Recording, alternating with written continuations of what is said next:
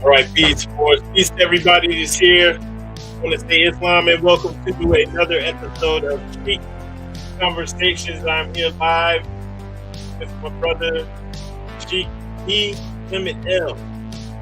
Before I say anything else, I want to rise to the highest praise to the Most High, our Sustainer, our Creator, our Father God Allah.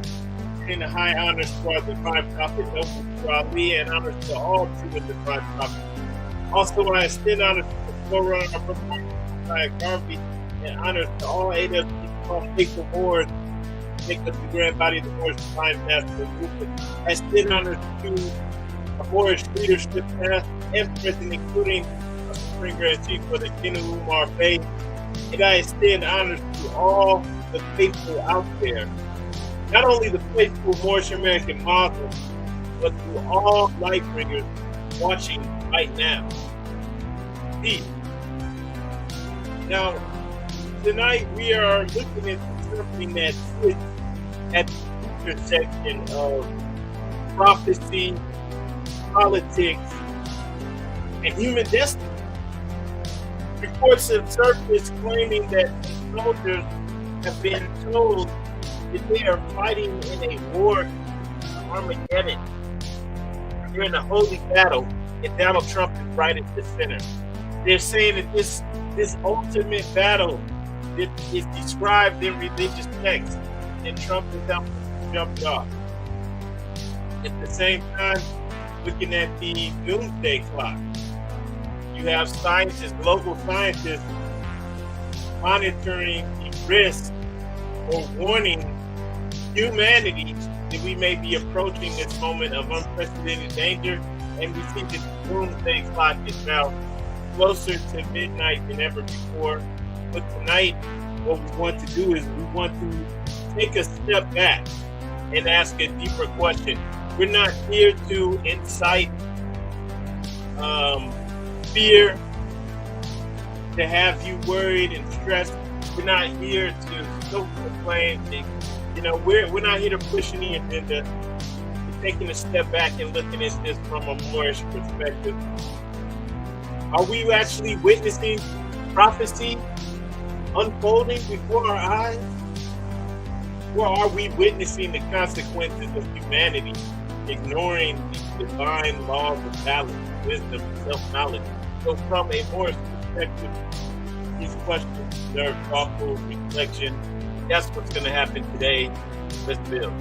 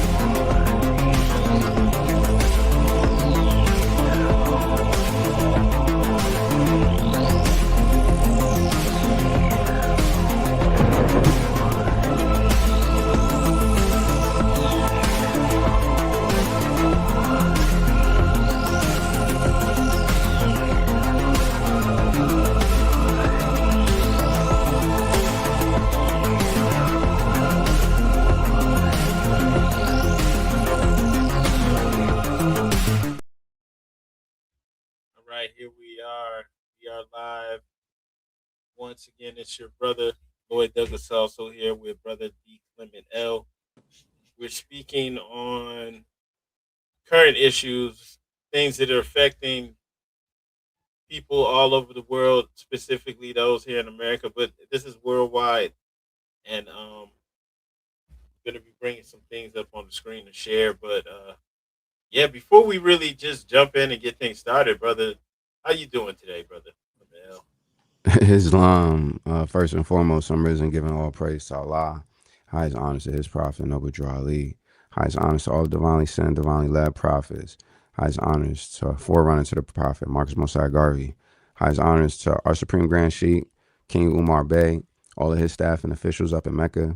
Highest honors to our Grand Sheik, Lloyd Douglas L. Highest honors to all of our staff and officials. Highest honors to all the members, all the Moorish American Muslims worldwide. And highest honors to just everybody, man. Highest honors to the world, man. Highest honors to everybody that is maintaining their peace and their light and their love in these days. Uh, man, Grand Sheik, with that question, man, I'm doing well. All praises are due to Allah. And I never have anything to complain about on my side. How you doing? All is definitely well. Definitely doing great here. I can't complain at all. Um, Pretty much feeling the same as you as far as that's concerned. I say let's just go ahead and jump into this topic. I mean, I saw this news like just yesterday, I think, maybe the day before, and I was like, "Oh man, yeah, we have to talk about this." I'm gonna go ahead and pull up one of these articles talking about it, but it's like, man. So I see the article talking about how the commanders, like some of the commanders, and they're saying like for all branches of the armed forces, are telling their troops, as it says here, Trump's commanders tell, and this is it's not from some off-brand website. This is from Daily Mail, right? Daily Mail UK news,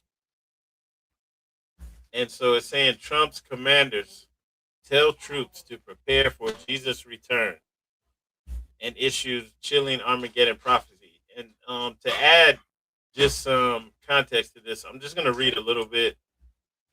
Not trying to go over the whole article. We're going to do this from a Moorish perspective, but in here it says Trump's commanders have been accused of telling troops that the war with Iran is part of God's plan for Armageddon. The Military Religious Freedom Foundation is saying it's a nonprofit civil rights watchdog.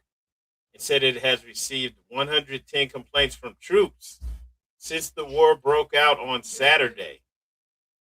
The complaints span more than 40 different units across 30 military sites, and it was first reported by this veteran journalist Jonathan Larson, which we have his Substack up here.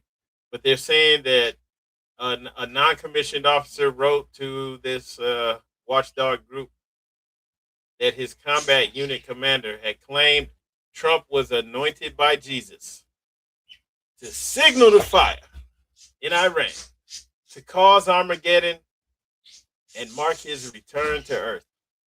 He urged us to tell our troops that this was all part of God's divine plan. This is what he's saying that the commander, the commander of their combat units telling them, to tell all the troops this is a part of God's divine plan.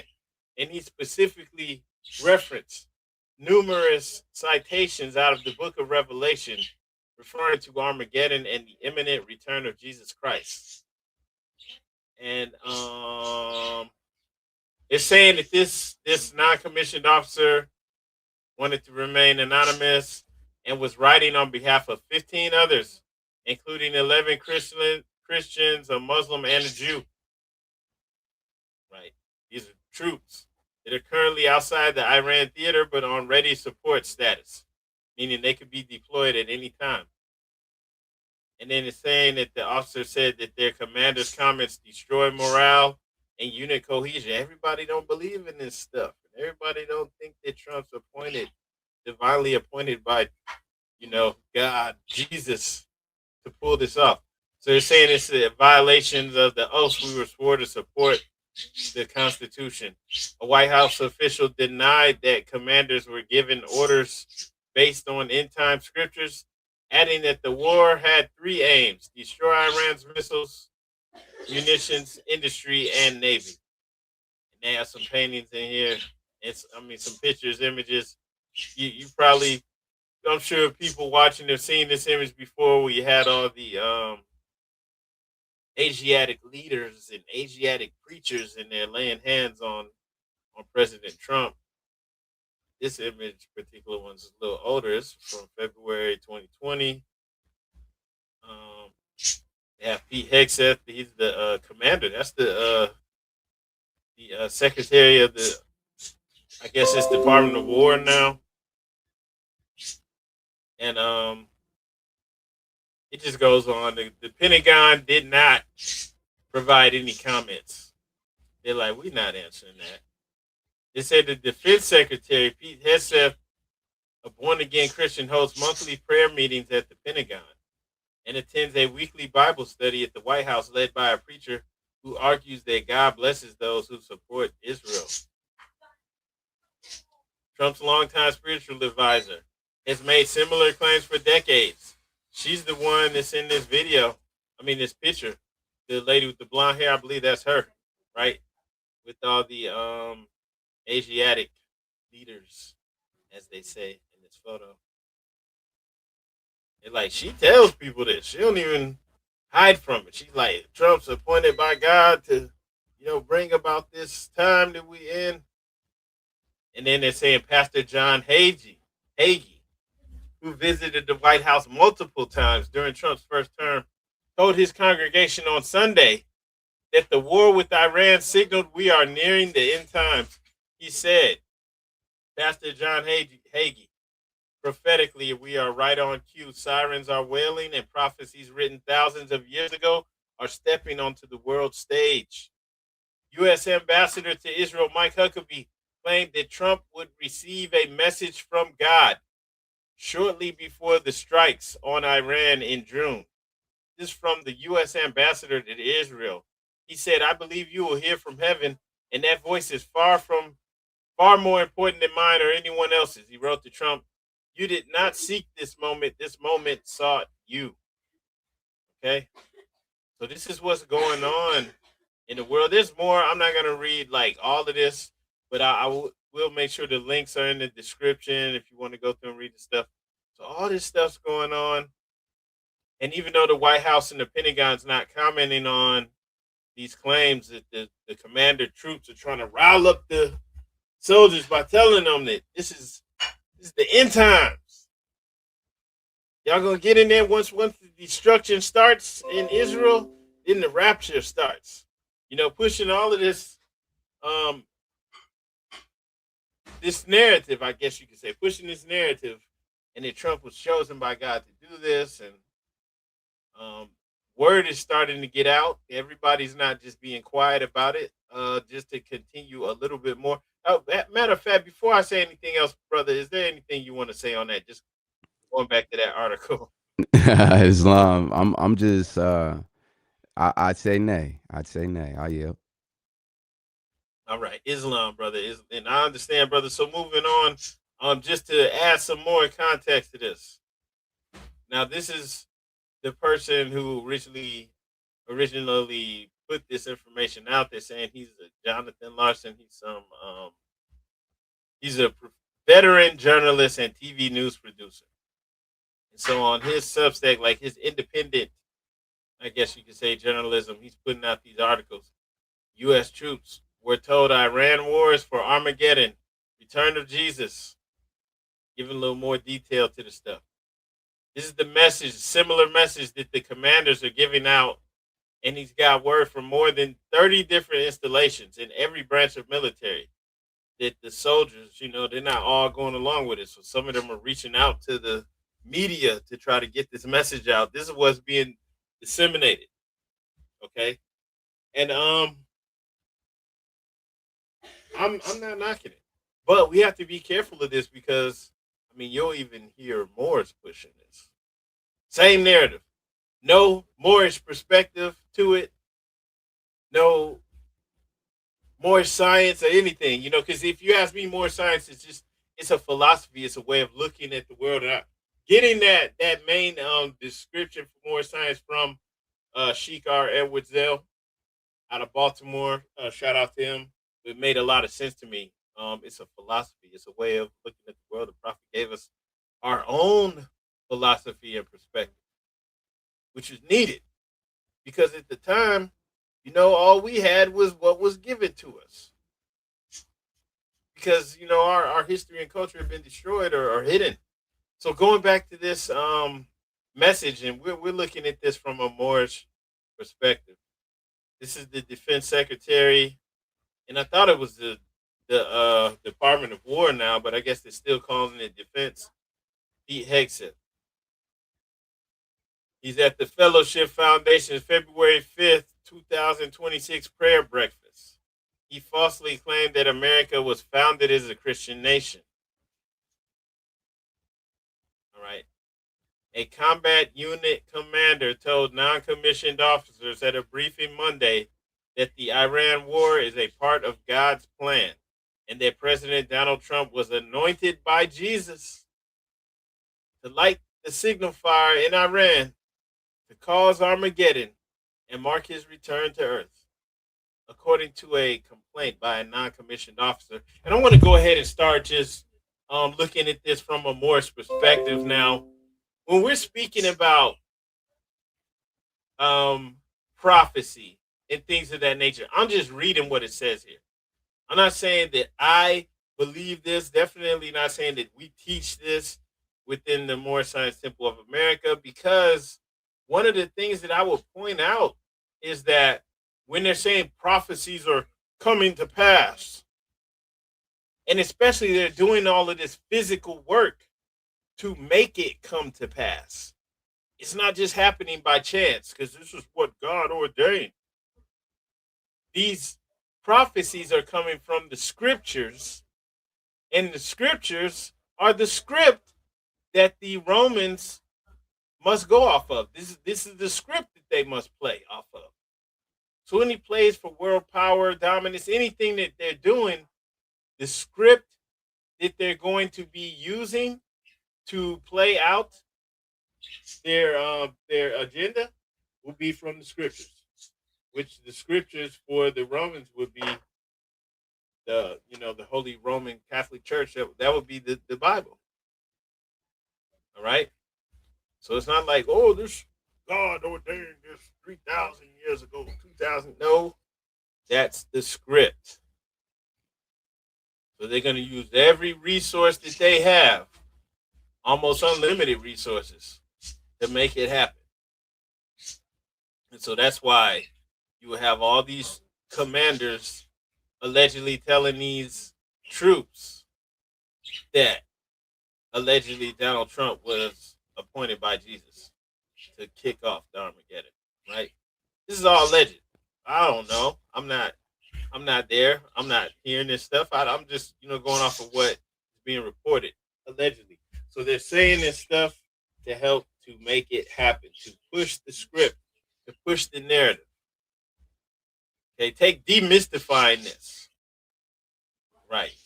So this is definitely happening from a human carnal perspective. From Saturday morning through Monday night, more than 110 similar complaints about commanders in every branch of the military have been logged by the Military Religious Freedom Foundation. So there's a watchdog group that watches the military to make sure that they're not infringing on people's religious freedom. All right. And they even maybe some of the people who are troops, they are aware of this organization, and so they know, hey, if we see some discrimination, we're gonna let you guys know. This is my unit, this is my commander, this is where I'm located, blah blah blah. And so they report on this stuff. Okay, so that's where these reports are coming from. Just sharing that, I've never heard of this until now. It's a 501c3 nonprofit organization. So the military is not supposed to be, the American military is not supposed to be just staunchly just with Christian. No, because as the report that I was reading earlier said, out of 15 of these troops who, have this same complaint, 11 are Christian. There's also a Muslim and a Jew in there. Okay, some of the people might say they're not religious at all, so you can't put that on them. All right. And so these complaints came from more than 40 different units spread across at least 30 military installations. And then they're keeping the complaints anonymous so that these soldiers don't have retribution from the Department of Defense. The Pentagon, of course, isn't responding to any request for comments. They're like, this didn't even happen. Do y'all have proof that this happened? Like, did somebody videotape it, which might wind up coming out? You never know. Somebody might have recorded this because, like, with the phones and all this stuff now, somebody, so that, who knows, that might wind up coming out, which would, really look crazy. But the way things have been going over time, that's what happens, right? So as long as there ain't no video, they not saying anything. One complainant identified themselves as a non-commissioned officer in the unit currently outside the Iran combat zone in ready support status, deployable at any time. They said they were Christian and emailed the Military Religious Freedom Foundation on behalf of 15 troops, as listed before. So the commanders are telling them, tell all the troops that this is a part of God's plan. And that's not really hard to believe. I mean, even just, I know these things are movies when I'm about to reference, but even just watching the movies like the Vietnam movies like Apocalypse Now, not Saving, well, yeah, Saving Private Ryan. There was another one, man. I can't even remember, but it was like real popular. But who cares, right? You can hear like the truth, the commander will be in there like saying, "Yeah, no, for God, Jesus," So you can. It's not really hard to believe that this happened, right? But maybe some videos gonna come out, especially if they deny it. Which so they're not denying that this stuff happened. They're just not saying a single word. Secretary of Defense has enshrined evangelical Christianity at the uppermost levels of the U.S. military, airing monthly prayer meetings throughout the Pentagon. Last year, the Pentagon confirmed that Hexeth attends a weekly Bible study at the White House. It's led by a preacher who says God commands America to support Israel. Okay. So, just reading on this so you get the end. And when you're looking at like a lot of the evangelical Christians, and you're looking at the things like the 700 Club and stuff like that, like if you ever watch that stuff, they're always pushing this narrative that Israel, these are the chosen people, we have to support them, as Christians, and blah blah blah blah, this and that. That's their narrative, right? And that didn't just start anytime soon. That's been going on for a long time. So all of this stuff is lining up because those people are also the same people who support Donald Trump staunchly. Like, this is all right in alignment with everything that's saying, Christian end times. They're even pushing, I don't see anything in here about it, but they're even pushing the whole rapture scenery, the whole rapture story mess where they're telling people that, yeah, once things get real hot and heavy, once the destruction starts, then the rapture is gonna come get all the believers. So they're really pushing this. Okay. And this isn't just something that I'm just making up. I mean, I'm not gonna sit up and act like I listen to these guys, watch these shows, and hear the radio, but I know they're talking about it. I've heard enough over the last couple decades. This is what they talk about, and they're still talking about it. So it's not really like some secret. Okay. The Pentagon and the White House just knows how bad it would look for them to say, yeah, that's what we're doing. They're not going to come out and say it. The dude has another article about the same thing, just saying the military commanders didn't just call this a holy war. Some allegedly responded with emergency Bible studies. And it says, I'm going to read a little caption on this photo. Bible studies such as this one seen in August 6, 2024. This is from a social media post, right? It has the Army's 3D U.S. Infantry Regiment, the Old Guard. These are common military events along with prayer breakfast, right? So they're just saying like this, this is the narrative that's getting pushed to all the soldiers, and this we're on a holy mission, and supporting Trump. This is how it's supposed to go. Everything that's being done, even the message Trump put out about this doing this disclosure for the UFOs, everything is on time. This is all in a timely fashion. Okay, the Catholic Church for years now has been positioning itself to kind of be ahead of the disclosure. Like they've already been putting out little narratives and things about to get ahead of anything being released about aliens, any of that stuff. Believe it or not, all of this stuff is happening right now for a reason. Okay, and just going back to this guy's saying over 200 complaints now.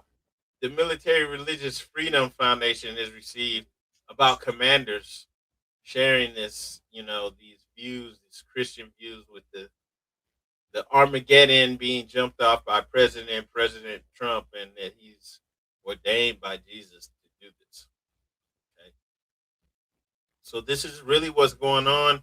The stakes are high. This war and all this stuff has to happen. Like, no matter what you know or think you can't stop it from happening. They put all this time and work into making sure it goes down. This is the narrative that's coming there, this at hand right now. And I was talking.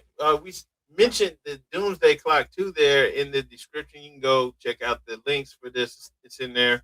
But if you go to the Doomsday Clock, like if you look it up online, they're gonna tell you it is now 85 seconds to midnight. Uh, they set it at 85 seconds to midnight on January 27, 2026. That is the closest the clock has ever been to midnight in its history. And then you have the bulletin of the Atomic Scientists, Science and Security Board. That's what sets the clock. And they're calling for urgent action to limit nuclear arsenals, create international guidelines on the use of AI, and form multilateral agreements to address global biological threats. They have a press release and everything about it. And so you can go look up, more about the, bulletin of atomic scientists and what this stuff is about, who these people are. What they're saying is a nonprofit organization. They've been doing this since 1945 with this whole Doomsday Clock thing. So it's real.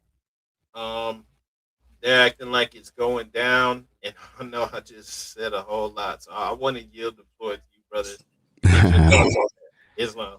Islam and man, you know, in the first article, the one, out of everything that stood out to me, the one thing that stood out to me was how they they called it theater, and that word was used a few times in a few of the videos that I was watching, and when they speak about these uh, these actions, the word theater comes up pretty normally.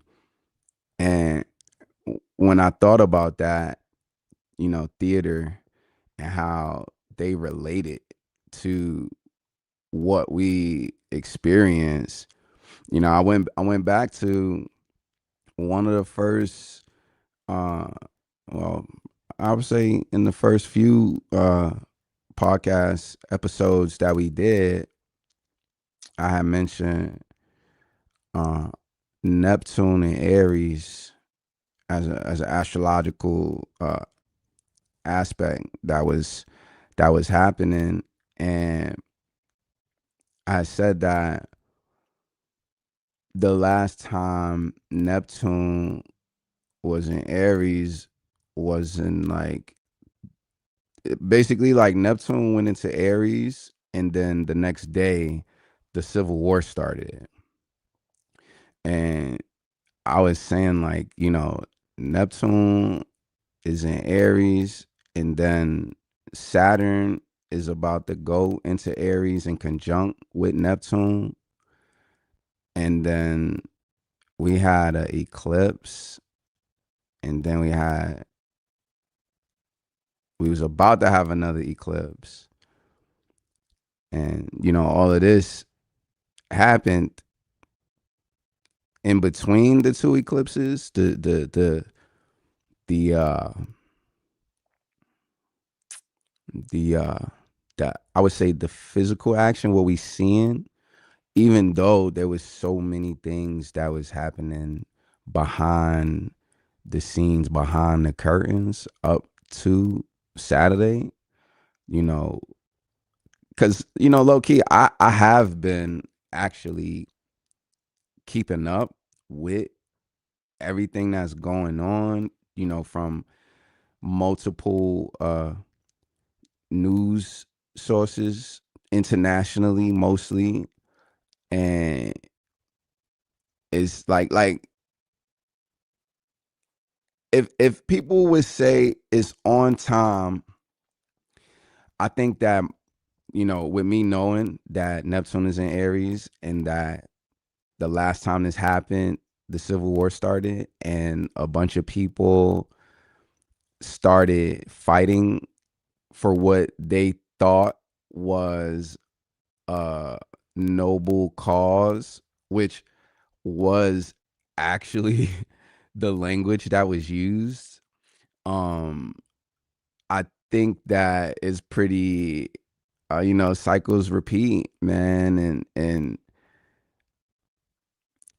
one thing I'll say is that while everything, nothing will ever be the same as it was. Like cycles repeat, and things happen again and again, but they never happen the same way twice. And one thing that's consistent right now is the delusion, is this idea that people are fighting a noble cause. Uh, and then outside of that, it's just really like the admittance that it's theater. Like they already, kind of said like it's theater. And I'll yield because like we could go deep into the lessons so quick. Like I could go into our Quran so easy and so quick.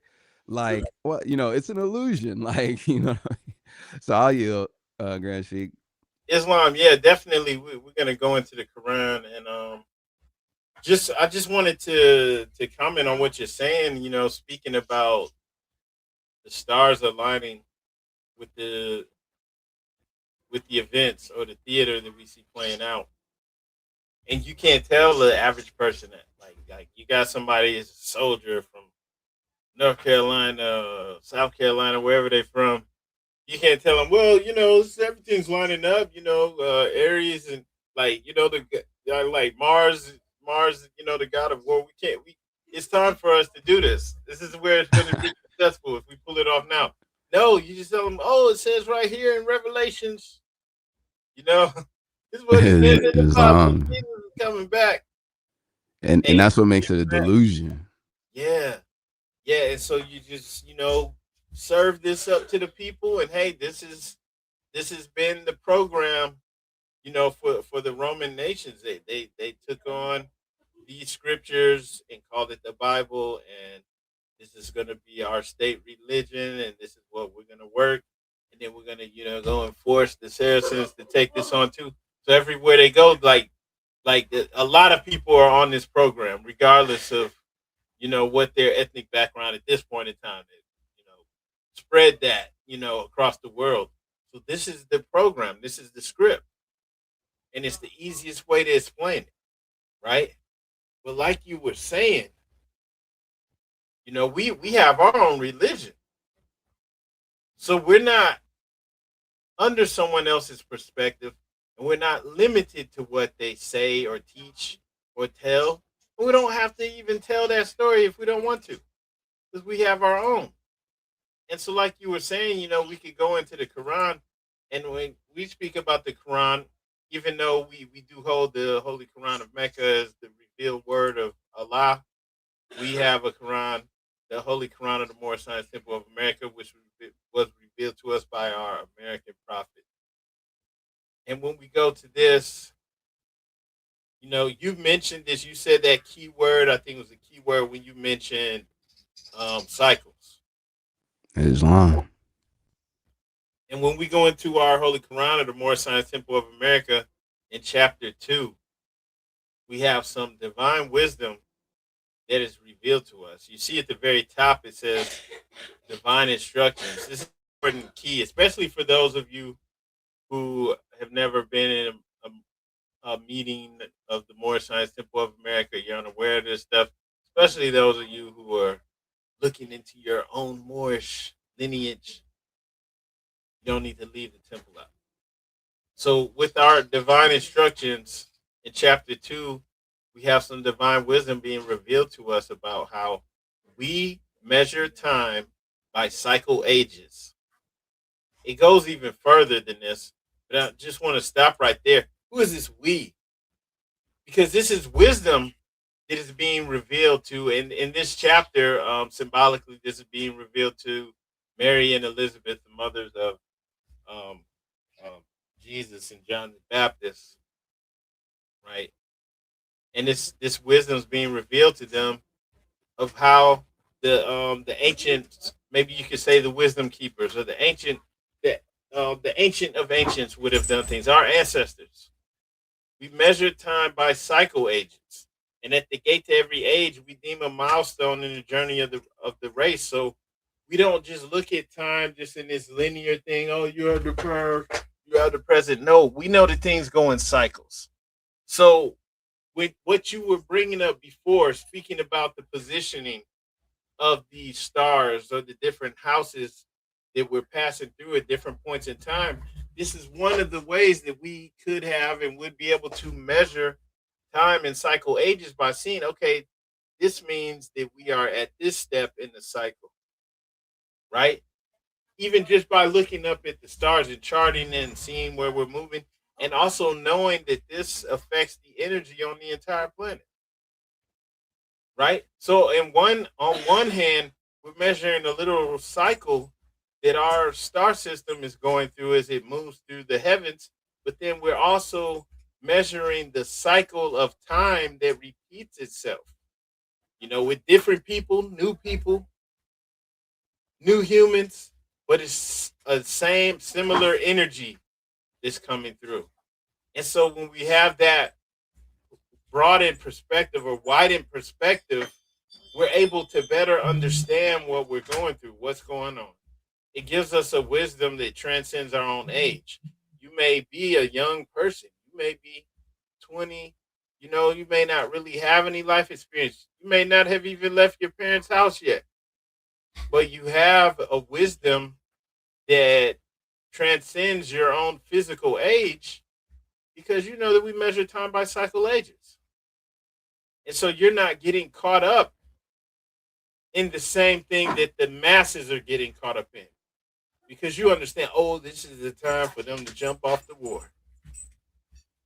And it's not just because it's what it said in Revelations or whatever. You understand it from a deeper perspective. Oh, this is what's going to be happening right now. You may even knew it before it happened. And I yield the floor to you, brother. Please feel free to add to this measure. Islam, indeed. And, in instruction 7, Allah who's saying it's not strange. There are no happenings. Law governs all events. You know, when I see things, I mean, from, we're in chapter 2, so I don't want to go too far ahead. But like I say, man, it's all illusions, and knowing that nothing I see is strange. Nothing like that. Knowing that law governs all events is like that. That's the knowledge. They say when they used to tell us knowledge is power back in the day. You know that that wisdom is invaluable because it it removes the possibility of getting uh emotionally connected to anything that we see. So knowing that nothing we see is strange and that law indeed governs all events removes all of the doubt about anything we see. It removes any possibility of fear about anything we see. But with that, I yield. Peace. Islam and gratitude for speaking on that and also speaking on verse 7. Also want to say Islam and gratitude to Nicholas Bay for the super chat. Appreciate you. Gratitude, brother. And yeah, what just what you're saying, even just sharing that measure, um, just reiterating like or adding more substance to the verse on measuring time by cycle agents, right? You're clarifying that things don't happen by chance. These aren't just inevitable prophecies that are occurring, right? It's all science. It's all happening by design, and we're removing the mysticism from it. That this is what Jesus did, and this is what this happened. No, no, no. Humans are doing this, and not only are they doing it, but they're aware of the same science that you're speaking on. They're aware of where the planets are and where the stars are and what chart they're charting these courses, even though it's not being taught to us in the school system. Why would they teach this in the regular school system and try to empower everyone to have control over not only your life, but just over your whole entire reality? So they're not doing that. They're not teaching you, but they are using it, and that's why these aren't just coincidences. Everything's lining up for what we're going through. It is not strange. There are no happenings. Law governs all events. So this is not something that's just happening. Jesus, because Jesus said it. It's right here in Revelations. This is programmed and timed. And so, hey, we're going to drop the bomb on Saturday because this is where we're going to be at. And this is what, and then the blood moon is going to be in 3 days. It's going to be all timed perfectly so that it can be successful and pull about the desired outcome. Islam Grand Sheik. Can I just because can I say one thing about that? What you just said. Yes. One of the beautiful things about life is that everybody has a purpose, and the interesting thing is that we can count on everybody to fulfill their purpose at some point on earth. Like earth is indeed, this sandbox, this school that we come to learn to love instead of hate. And you know the beautiful thing is that we have these instructions to free us from these possibilities. But I just wanted to say that real quick. Islam. Islam, I appreciate you and gratitude for sharing that too. That yes, we can overcome it, especially from a personal perspective. We're not limited beings. We're actually creators. Okay, and you had mentioned jumping forward maybe to another chapter. Feel free. I mean, just let me know. I'll pull it up on the screen too. But yeah, let's move forward. We're not limited to any one place, and we want to make it plain and clear for people. So just let me Islam. know where you wanted to go with it. And I did before you doing that, I did want to comment on that in the chat. I see that 200 and 0 undefeated in battle. They might try to make a Jesus to drive the point home, and that's exactly what I think what we're hitting at without saying it. That's because it's like want to reveal the truth and no holds barred, not holding back, just going to say it. But at the same time, there's something things that I don't think we can really speak on because it's like, look, you're either gonna get it or not.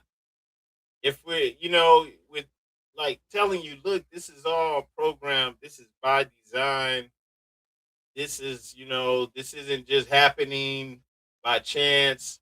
The stuff that you're gonna be seeing, this has all been set up and programmed for us long ago.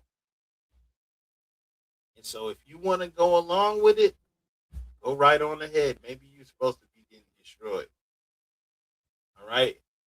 Because I'm telling you, but they got some blonde hair, blue eyed Jesus coming down here to rapture you, or people that look like that coming to rapture you to take you to some because they doing the disclosure thing, man. They gonna let you know Jesus is an alien or something. That when they're coming to take you away somewhere, maybe you need to go with them. I ain't going, but I'm just telling people like I don't believe it. I'm not doing it. It's a setup. It's a setup. So but yeah. And brother, if you wanted to jump ahead in the Quran, just let me know where you trying to go.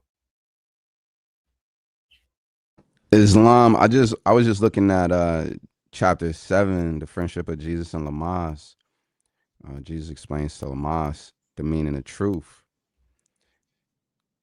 and this is really like when I'm speaking about illusion, and when I'm speaking about the facts, like what we see is an illusion. This is the reason why I'm saying that. And verse 9, it says, the things we see are but reflexes just appearing, while the ethers vibrate so and so. And when conditions change, they disappear. So, even thinking about like why people do the things that they do, we see power is an illusion, so all of these ideas all come back to illusion or Neptune and Aries delusion, Islam. So I just wanted to add that, but I yell. Islam, and I think that's kind of in alignment with what the brother's saying in the chat. I wanted to hit on that too, and with what you're saying, like all of these things that we see are illusions, definitely. And especially the things that's being created in from the carnal mind, from the lower self, right? Um, Now I see the brother 200 undefeated in battle saying not a Trump hater, don't have issues with him. I feel you on that. But saying you're amazed at how many of even Moors have lifted this guy up like crazy. And like definitely I see that happening too. And I think there's a reasoning for it. And it's because so many of our people, so many Moors, especially Moors, don't really follow the prophet. They're not really doing that work to unfold a lot within them. They're not doing the work to align with their own higher self. They're not doing the work to actually build a nation physically. So they're not doing the physical or the spiritual work.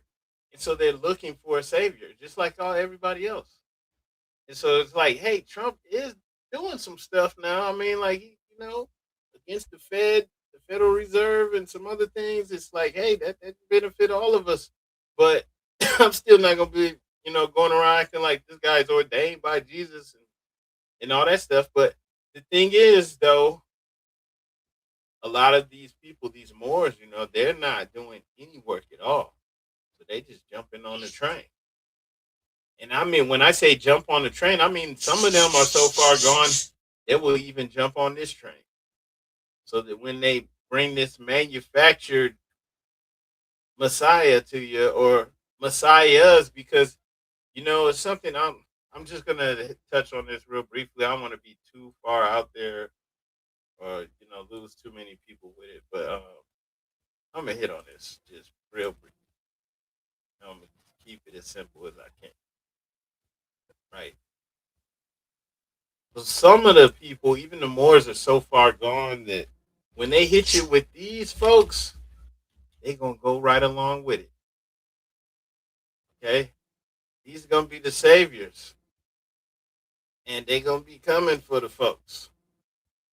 And some of your own people, even people who's supposed to know better. You're supposed to be conscious. You're more. You're going along with it. You need to go get on the ships with them. Do whatever happens. Where they taking you inside the earth, they taking you to the flat earth. Wherever they take you, go on and go with them. Okay, because like we don't want you. All right, like seriously, like I'm telling you, people writing books about it. They're having like conferences and stuff that you may not even know about because you're not even like a part of these types of events that they have, where like all of the people are gathered there, and they're talking about this stuff, and none of them look like you. Okay, and I'm telling you, all this stuff's gonna line up. And even with us, like I'm not gonna go all heavy into it, but even with it being exposed and people talking about it like this on YouTube, that's not gonna stop it. So it's gonna happen. And so, if you're foolish enough to go along with that, ain't nothing I can do for you. I don't even think I could reach you. But just I just wanted to hit on that and then keep it moving because that stuff is all out there, and I ain't trying to get out right here. But yeah, just bringing it back home. You know what I'm saying? We in chapter 7. Was there anything else from the Quran that you wanted to speak on, brother? Islam. I mean, from our Quran, the I would ask before we close out. Definitely, if we could go into our prophecies, the end of time, and the Perfect. fulfilling of the prophecies. We Islam, on the same wavelength, brother. I already got some prophecies, Islam, oral statements pulled up. So yeah, oral yeah, yeah, statements. yeah, yeah, yeah. All right, definitely. So yeah, just going back over this, prophecies, right? Are these prophecies?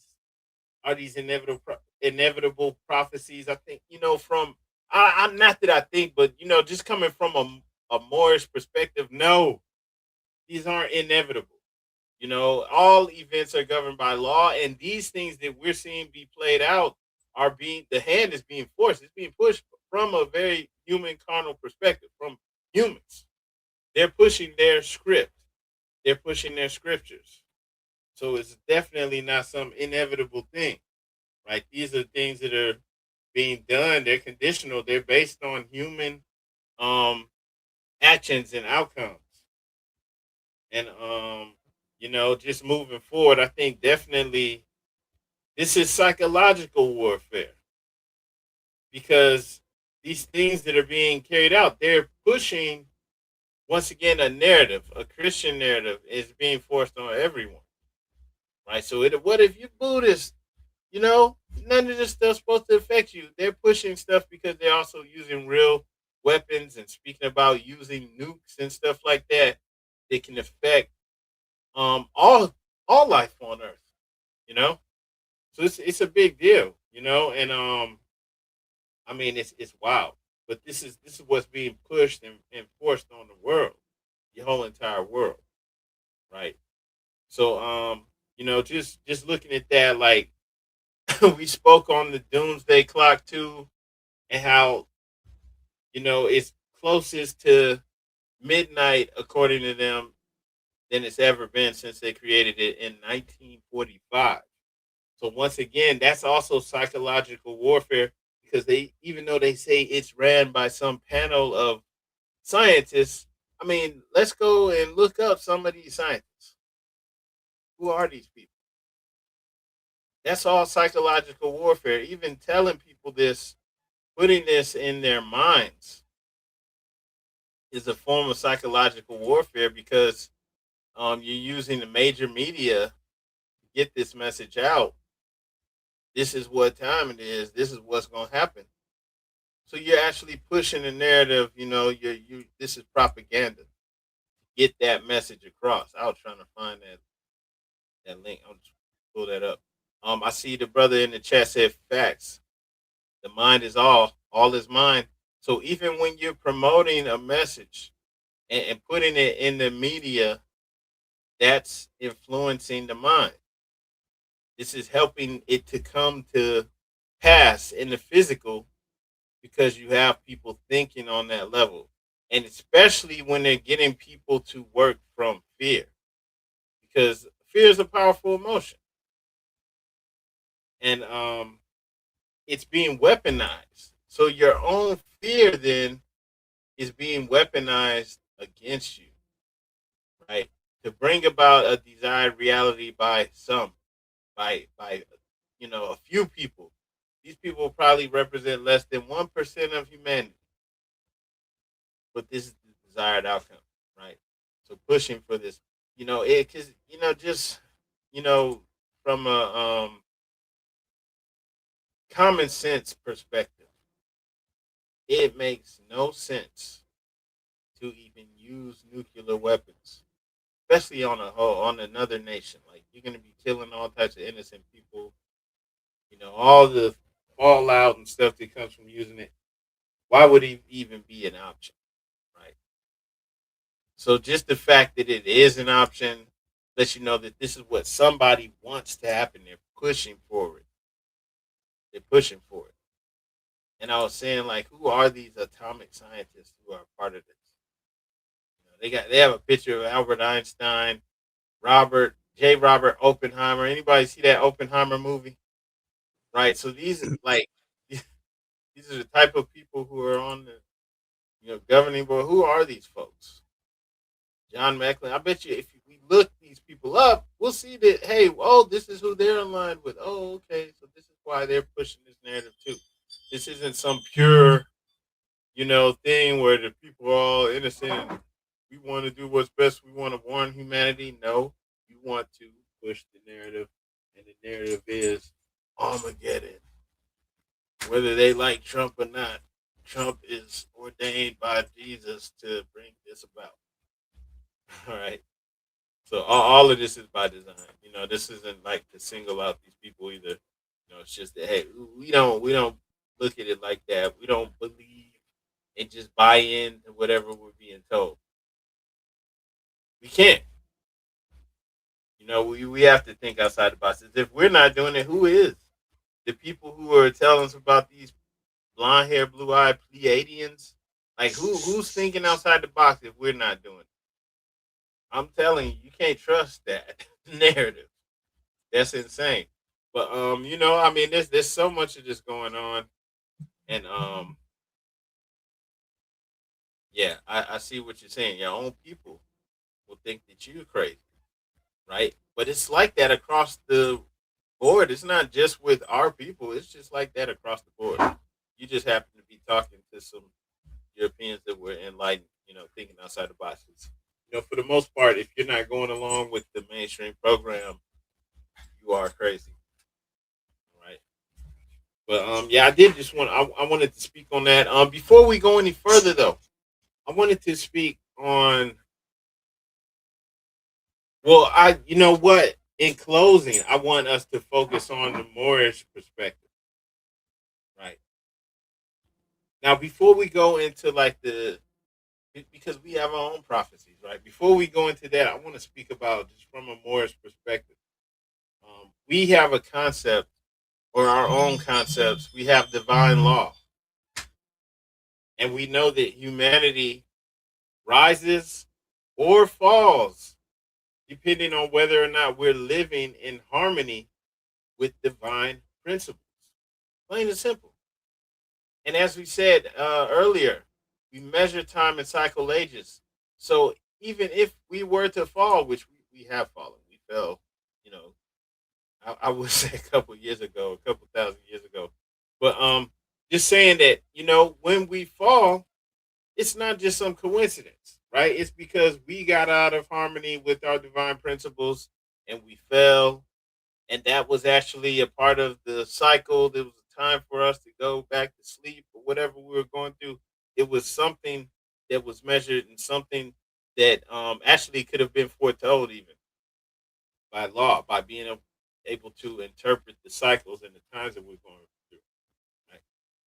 So, from a Moorish perspective, we know that, for example, um, when we're getting out of alignment with divine law, things are going to go worse for us, right?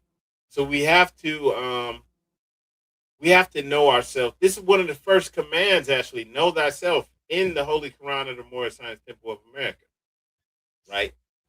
And that's one of the first steps, actually, into transforming ourselves. That's why it's in the beginning of the Quran, literally, right? It's to know thyself.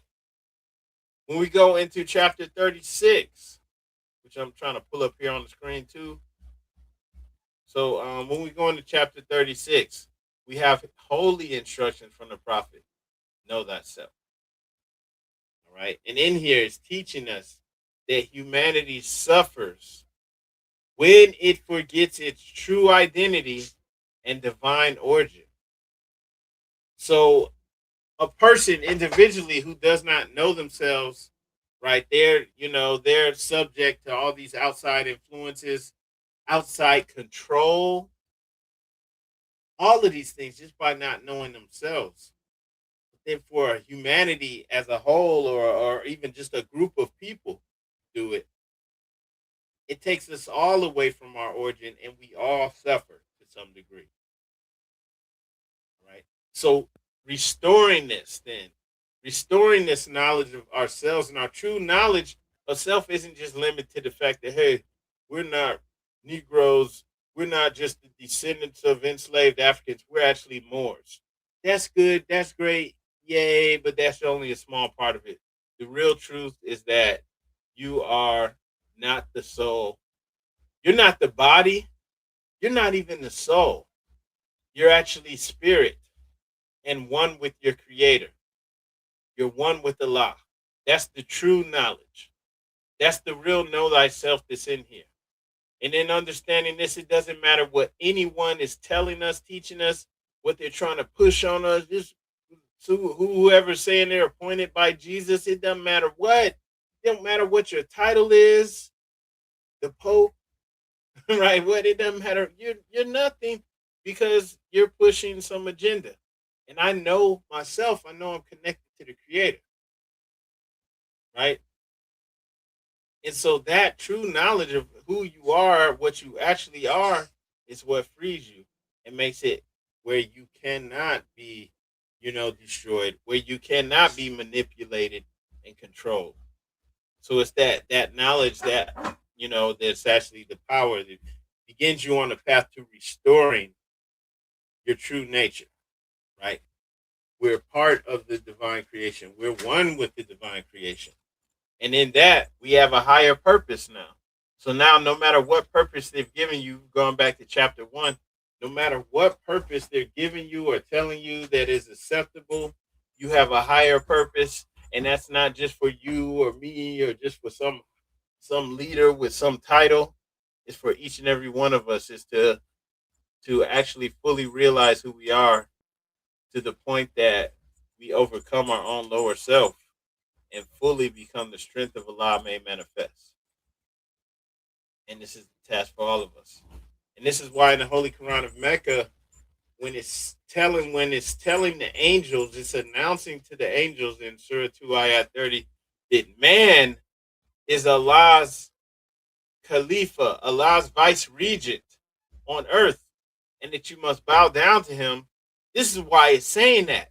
Because when we return to our true nature, man is the Lord of all the things of all the planes of manifest. That's the physical manifest reality, physical world, the material world, of protoplasm, of mineral, plant, of beast, right? We gave up that birthright just to gratify the lower self. But we're here to regain that lost estate. And so in knowing this true nature, now we know that even these things that are being carried out, this nuclear war, freaking rumors of war, Armageddon, all this stuff, these are things for us to overcome and to fully be Allah made manifest. These are not things to destroy us. So it doesn't matter what story someone else is telling about us. In the stories, they have so many stories speaking about our destruction. And this stuff is out there in the mainstream. So if you ask me, I say it's mind control. There's a show, there's a good show actually called Fallout. You ever seen Fallout? It's based off the video games, right? Nah, I haven't seen it. So yeah, Fallout, the video games are huge. I guess they have several of them. And now Fallout, the TV show, is on season 2. Can you see that? That's up here. So, season 2, you look at Fallout, it's all, everybody's living in this horrible Armageddon situation. After nuclear weapons, one of the characters is a ghoul. He's deformed, from living out there in ghoulish, crazy situations, radiation and stuff. People are, it's crazy. Everyone's killing each other, can't be trusted. Just, insane scenarios going on, right? And this is the this is what's being pushed to us through the media. The media is one of the most powerful forms of communication now because people watch this stuff and their minds at ease because they're being entertained. So they're not realizing that they're being programmed, right? And so this is what's being pushed to us. Hey, you're gonna suffer, you're gonna go through this. And even in the show, they're showing that, hey, okay, yeah, we're gonna nuke the world, we're gonna tear everything up, but we're gonna have some people underground controlling everything. So there are people that have their own, agendas, like we're gonna do this and we're gonna be living underground. And they're actually like trying to do this stuff in real life. Okay. But those people that are doing these things are only here as a challenge for us. Remember, we're looking at this from a Moorish Muslim perspective. For us, when we're speaking about Islam, we're not talking about what's being practiced in Saudi Arabia or any of that. We have true pure form that was brought to us by our American prophet, Noble Drew Ali. And so in returning to this, we understand that our true purpose, our true nature, and everyone's, not just the leader, not just the Pope or whatever, like, other people try to elevate one person. We know that our true purpose is to return to our nature, its spirit, and one with Allah. And we do this right now from doing the work to subdue the carnal self so that we're no longer subject to all of this stuff. See, if you're a slave to your lower self, you suffering and drowning in the cares of the world, and they gonna blow up the whole city, and it's gonna be hell on earth. You're gonna be in that hell on earth suffering, right? But if we're doing the work to subdue our carnal nature, we're changing everything around us because we're not weak. Now we know that power is just an illusion, but no one can lord over Allah in man. The only way they can do this is if we are lower self. We are slaves to our own lower self. So everything that is pumped and promoted to us is to keep us stuck and trapped in the physical realm, stuck and trapped, not just in the physical realm, but in the carnal mindset. So that we cannot, we don't even have control of our own lives. So that the things that we create for us with our mind are actually, against humanity, against our own good. Because we creating this stuff based off of fear. This is a big thing that, all Moorish American Muslims must understand. And not just because I said so. If forget me, it ain't about me. This is what the prophet actually brought to us. The prophet's like, you want this mess? You want to live in this fake, messed up, warped version of reality these people are trying to create for you? And it's like, of course not. But in order to, to create better, to do better, we have to do some work. We have to work on ourselves to improve ourselves and to no longer be slaves to sin. And I know I was not trying to be that long winded, especially just talking about know thyself, brother. But you know what? Islam, that's I'm powerful. That's powerful, brother. Grand Sheik. That was powerful. Nah, that wasn't long winded at all. Know thyself. That instruction is the you know, it's in so many places over the course of time that with this conversation that we having about you know just knowing the difference between truth and falsehood, and knowing that we are one with our creator, and when we want to, I don't want to say speak, but I would say when we want to hear, we just have instructions on that. Be still and hear. We have instructions on different things. Okay, so one thing that I learned about life is how doing things like charity and doing things out of a place of love where like there's no like necessary reward. You know, when people say if somebody asks to do something, what's in it for me? Like there's nothing in it. You know, pure charity. You know, at any time, even when I feel not as 100%, doing things from that place brings me to that place of they would say felicity. Like you know, Jesus says that, you know, that's heaven, you know.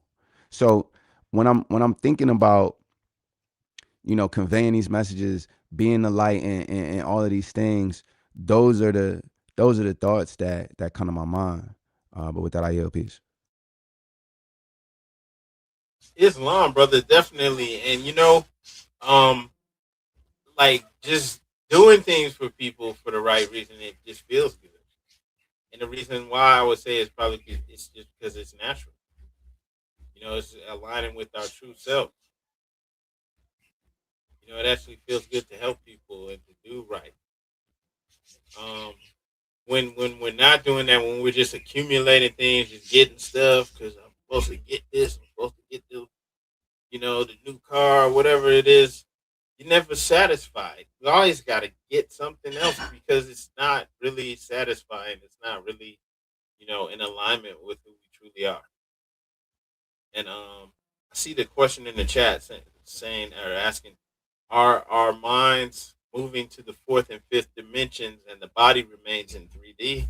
And not to sit up and act like we have all the answers and know everything, but just going to the Holy Quran of the Moorish Science Temple of America, we do have some insight, some wisdom into that. When it's speaking about what happens when our work is done on this plane of existence, right? So we're not here for no reason at all. That was already actually covered in chapter 2.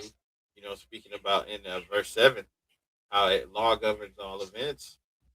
But while we're here going through whatever we go through, the highs and the lows, man will be fully saved, redeemed, perfected, even by the things he suffers on the plane of flesh and on the plane of soul.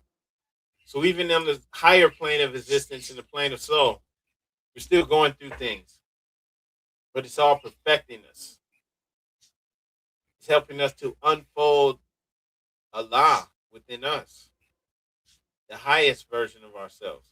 When man has conquered carnal things, his garb of flesh will then have served its purpose well, and it will fall, will be no more. Meaning, once you've overcome the lower self, there's no need anymore for a physical world. As far as we're concerned, it won't even be no anymore. It won't exist. Maybe some other beings will be going through a physical existence because they haven't conquered it yet. I don't know, but from your perspective, from my perspective, once we've conquered it, it will be no more. Meaning, also, you don't conquer the lower self and then keep coming back. You coming back next time as a snail and work your way up or something like that. It's like, nah, you don't have to be a physical being anymore. You can just move through the higher planes of existence because the physical body is here as a school, as a tool to learn what it's like to be disconnected from the creator and to have to find yourself back. Probably not even having any guidance in it too. Just having to figure it out. It can be so bad here in this physical world and I wouldn't say bad, but just saying it can be so difficult because you may be born into a situation where there is no guidance. Maybe even born into a situation where even your parents are bad influences on you because they're doing drugs, they're doing bad things, maybe even abusing you. It could be in horrible situations and you can overcome it. That's how amazing you are. You can overcome it and return to your true nature. So everything that you suffered here, It wasn't some punishment. It was to perfect you. All right. And also just to add just my own um opinion on that, maybe just being in a perfect state of perfection, maybe that can be monotonous and boring sometimes, and you need a challenge. As it says here in the first chapter of the Holy Quran, the thought must be exercised by strength. Without a foe, a soldier never knows his strength. And that's why perfected man must pass through all the ways of life. That's why this carnal nature soon became a foe that man must fight, that he might be the strength of Allah made manifest. Right. And so we're going, so even all of this stuff, all of these lies and this trickery and deception, and nobody knows anything, everybody's under the spell, even all that stuff is just a challenge to overcome. Right? Because it can seem overwhelming, but if we weren't capable of doing this, we wouldn't even be here. So we're here because we can do it. And so even that is just a test for us to overcome and be the strength of Allah made manifest. And that's the real reason why we're here. And that's even why the real reason why, pardon, even within our realm of things, even within the Moorish paradigm, there's trickery and deception. You have Moors that are so caught up in the carnal way of thinking that they think we're supposed to be here fighting, to get out of my gun charges and fight right to travel and all this stuff, instead of actually working to, improve yourself and working to improve and build a better community. You have people that's thinking that, and that's a trap for you too. Because you can get caught up in that and you working on fighting your cases and stuff because you're out here committing crimes and doing bad stuff, and you're not doing any work to build a nation. Definitely not doing any work on yourself. Mm. Not even teaching this to your own children, right? And so you've got that going on, and that's what I'm saying. That's why there's challenges within every realm, even within the Moorish paradigm.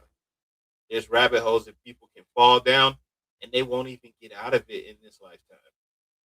They're gonna die stuck in that circle, in that it might sound cruel, but it's not like I created it for these people. People. There's all types of traps and things set out here as challenges for us to overcome. Right? If it's a real challenge, somebody's got to get caught up in it. If nobody gets caught up, it wasn't really a challenge, and that's how real this physical matter, this material world is for us. That you really can get caught up and like really can wind up spending time in prison or wasting your life. It really can't happen. The threat of it has to be real. If you misstep, if you falter in your steps, right? So it's constant work on ourselves. We can't fall off.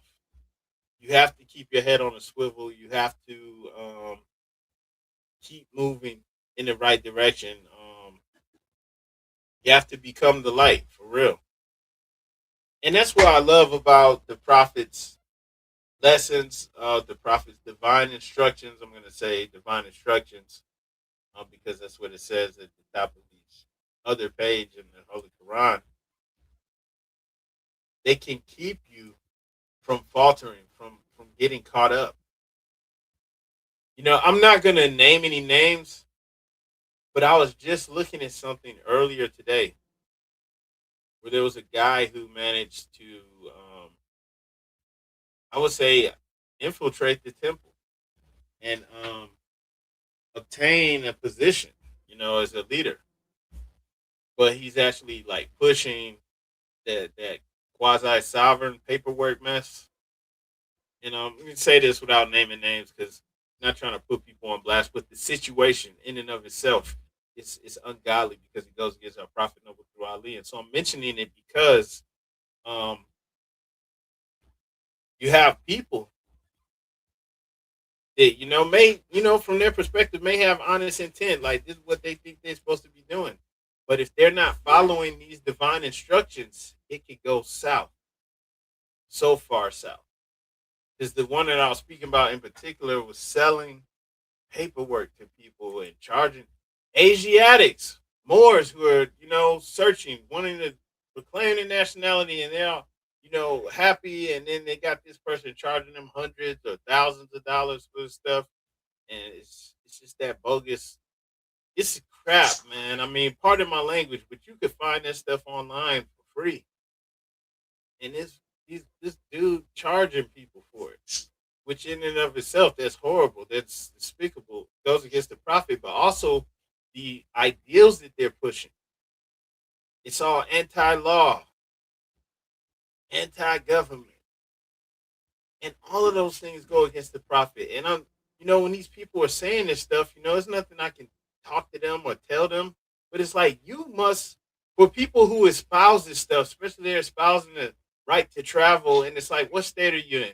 Okay, real, doesn't even take long. I can just look it up real quick. State law requires in your state for you to have a license if you're operating a vehicle. And there's actual real reasons for that.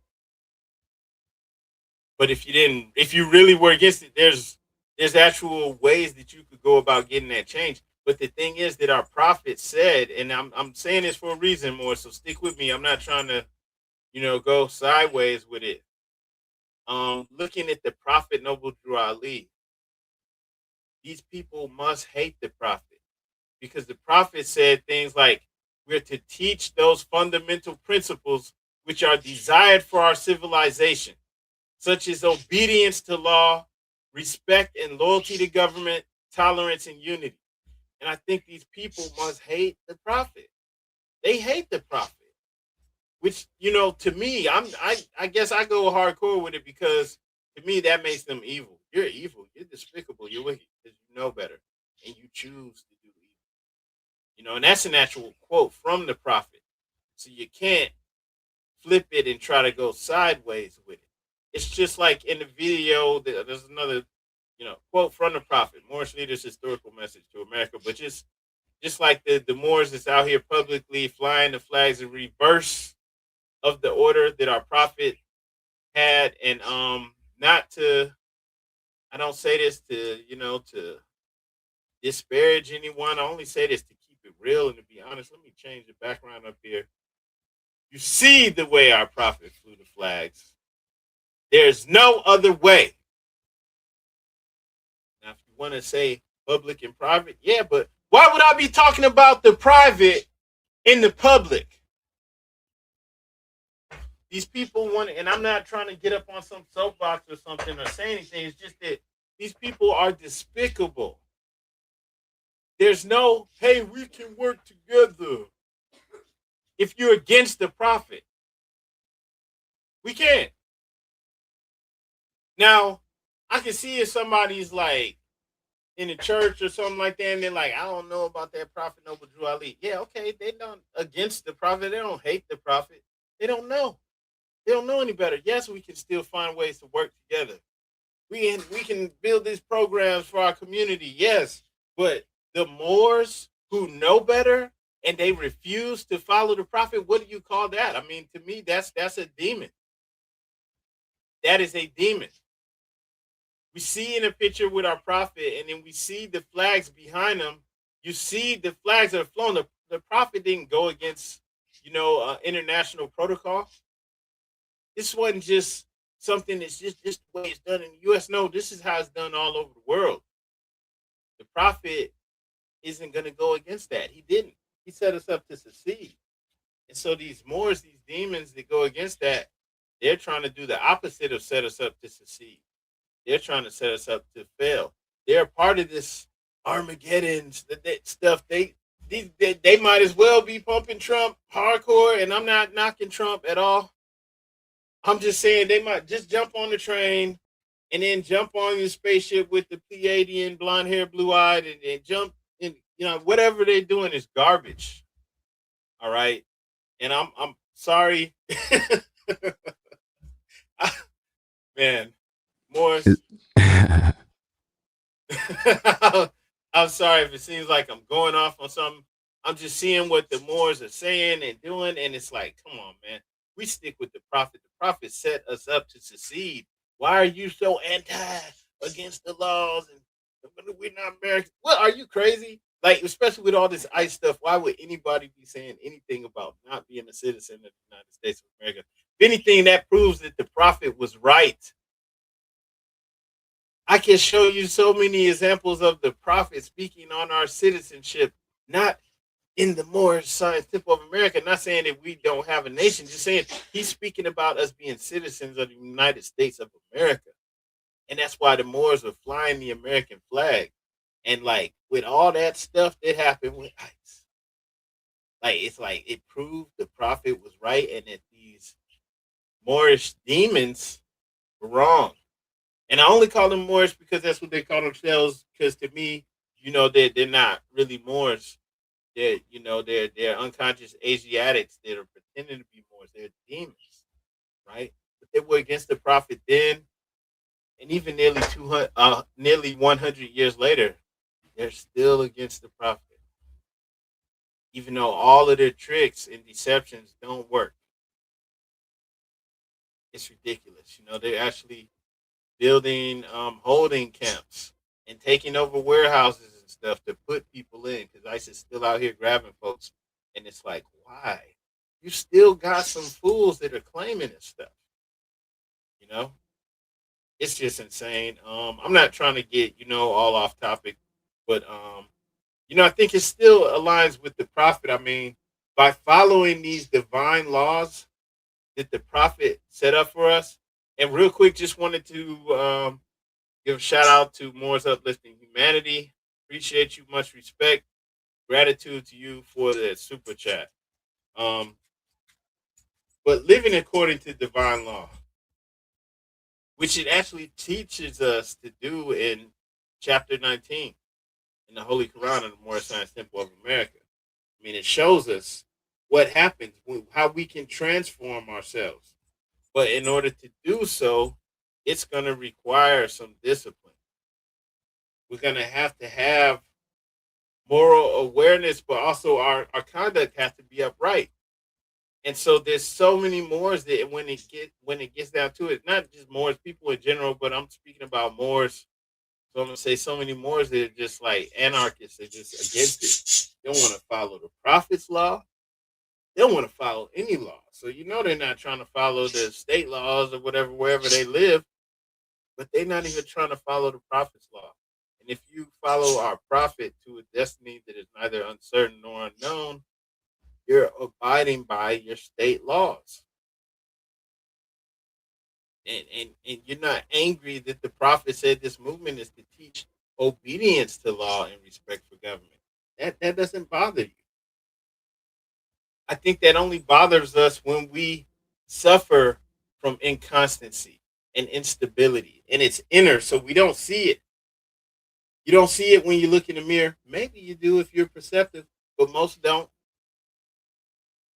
I see that in the chat that they're wallowing within the lower self. They're stuck and don't even see that's the way out.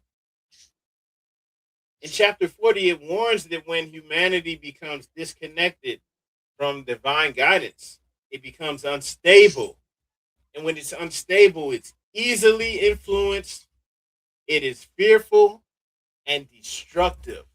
And my goodness, there are Moors who act like this.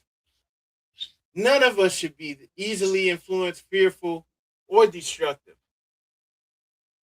And that is why you have Moors trying to jump on the Trump train too and not knocking Trump, because I don't have anything against him. I think some of the things that he's doing are actually good, even though it'll piss off a lot of our people. They don't want to hear us saying that. He is doing some good stuff.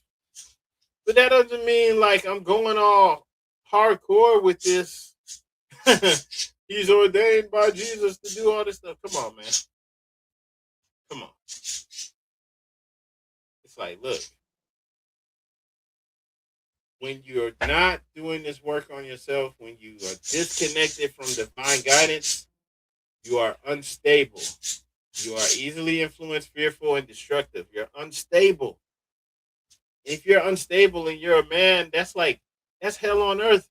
Because especially if you have children, especially if there's a woman who's foolish enough to be like with you and following you. You're hell on earth. You popping out children with her.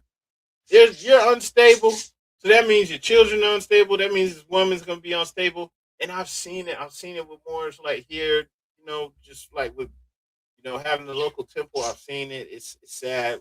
And the sad thing is that, like, I mean, maybe you could reach the sister, but the brother is like gone, and there ain't nobody home. Like if you talk, it's not funny. If you're talking to him, it's like it is nobody home. It's all lower self. There's nothing you can't get through because you must have the light to receive the light. So you can't even have this conversation. Like for us, this should snap us out of it. If I'm out here doing something I got no business doing and you're telling this to me, this should snap me out of it. I don't want to be a beast. I don't want to be savage.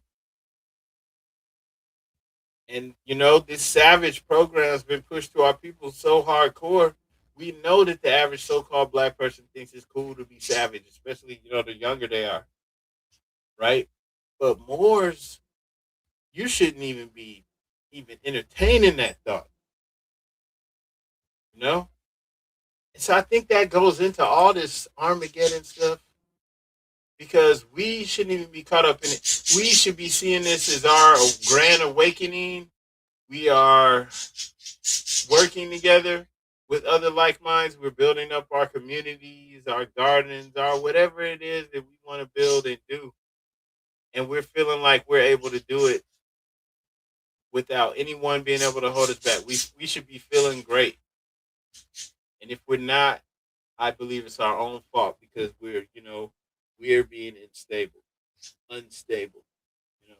And on that note, more, I yield the floor back to you. Please feel free to share your thoughts on anything. I'm not trying to do all the talking Islam. Nah, that was I was as you were speaking, you know, a lot of thoughts came up, but one thing I'll say that was consistent, you know, is we've been in chapter 2, and man, just on the subject, you know, a mighty work, a mighty work is ours.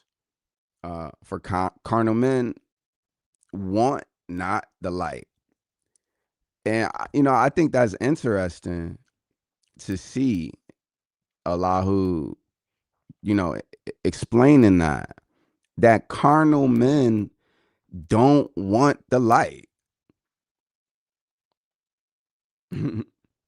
They love the dark. Islam, man, it's true. It's true. And I mean, I wouldn't even make light of that because I know what it feels like to want the dark. Oh, To think Islam. it's cool. Oh, I mean, Islam. that was the thought process growing up in the dirty South. Like, you want the dark. That's cool. That's where it's cool at. And that's really like a lot of people still think like that, even though they're supposed to be Moors and they know better. And then, you know, they Islam didn't and embrace the light. They don't want the light. Like, Islam and yeah. one thing that when I read that, I you know I when I say honors of the prophet is because, like you said, these divine instructions exist to get us on track, but we know that we have to have the light to receive the light, but or reveal the light even. But in instruction 18 it says, teach them that Allah and man are one, but through carnal thoughts and words and deeds, man tore himself away from Allah, debased himself. And for a long time, every time I speak about this chapter or this instruction, I always mention the fact that when I read this the first time, I always just assumed that man tore himself away from Allah, debased himself. I assumed that debased has something to do with the tearing away, and it does. But the actual definition of debased refers to something being reduced in quality, value, or character, often implying corruption, adulteration, or a loss of dignity. And when I read that as the definition of debased, debased himself.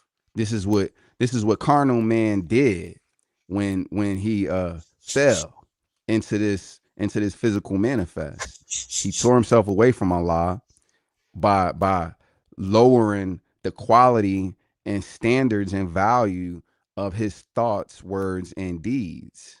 Islam. So, when I learned the definition of debased, my everything is cause and effect, or where there's a problem, there's the solution.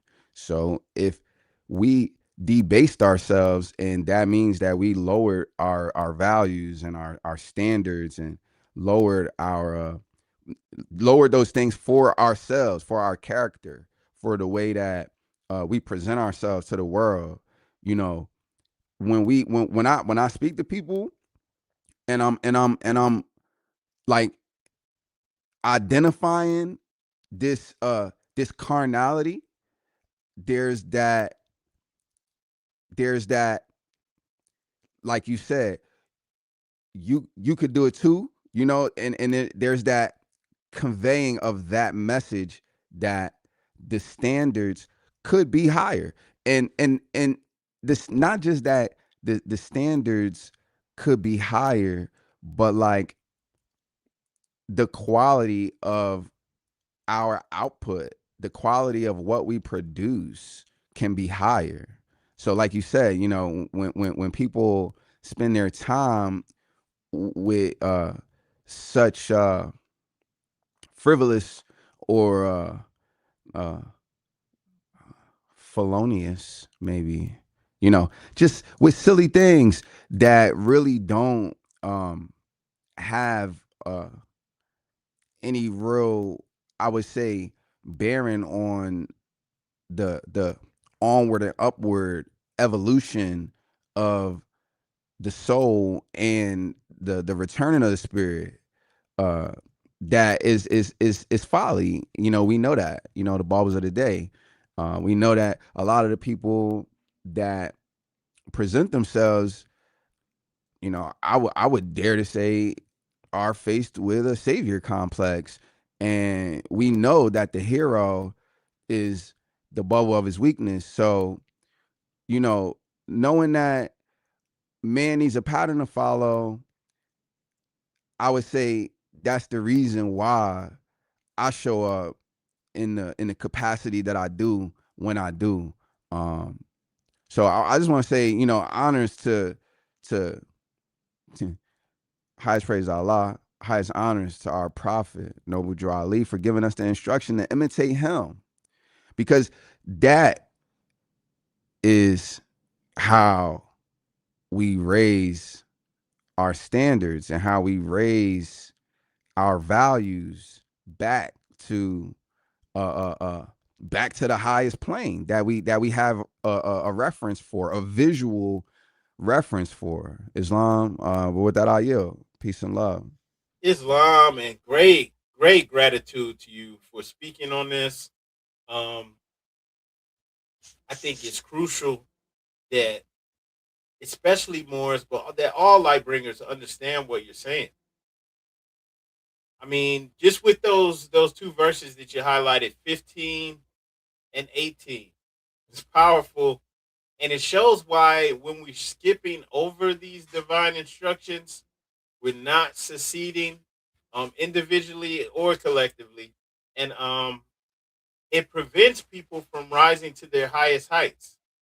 So if there's a process that we went through to tear ourselves away from Allah, to debase ourselves, to devalue ourselves, that means that we must do this work to follow these divine instructions to reconnect ourselves to Allah. And more, that's not going to happen through doing some paperwork. Divine instructions. If you want not the light, you don't want nothing to do with these divine instructions, you want to dwell in hell, basically. You want to be um, drowning in the cares of the world. And it doesn't matter how smart you think you are, you're not smarter than this divine prophet of Allah.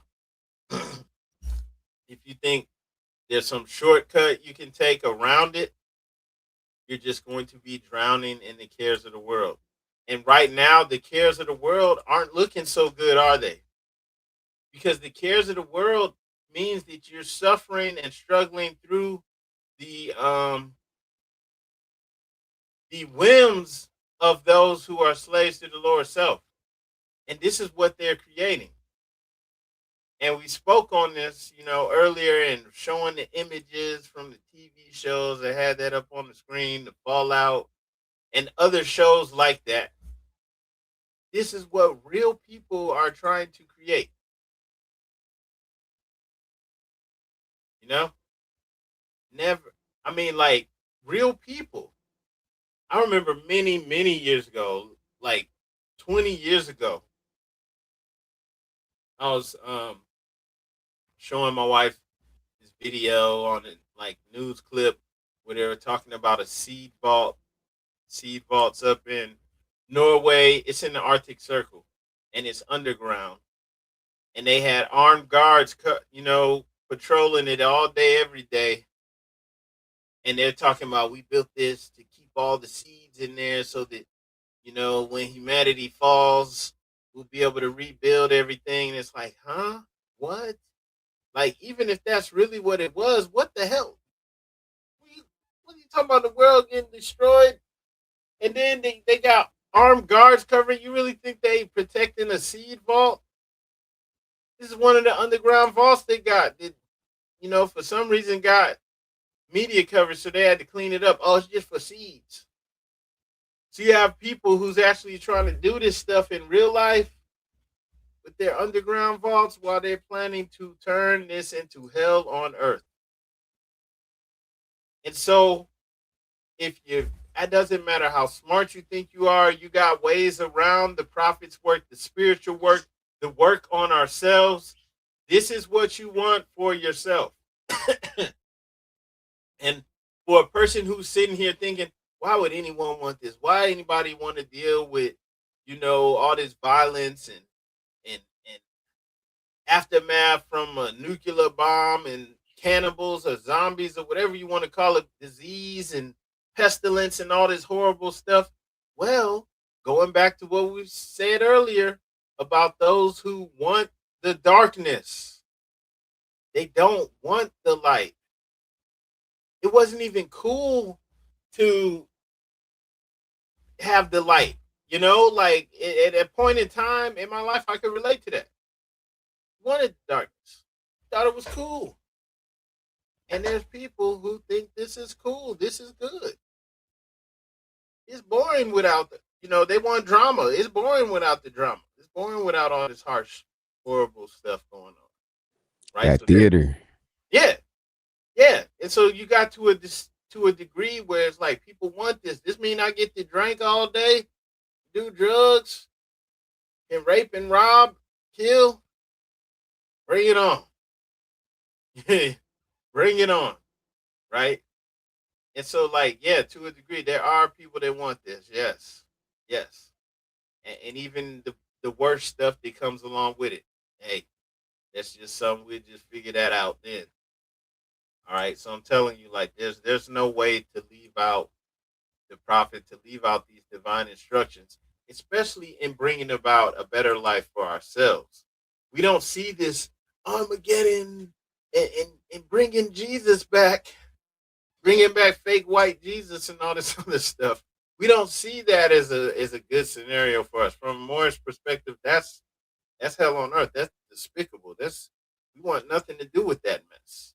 We created something bigger and better. And I think to close out so that we're not going too far along, I think it would be better, just to transition onto some of our own prophecies or our own thoughts on what is to come, what is to happen, what we wish to develop and create.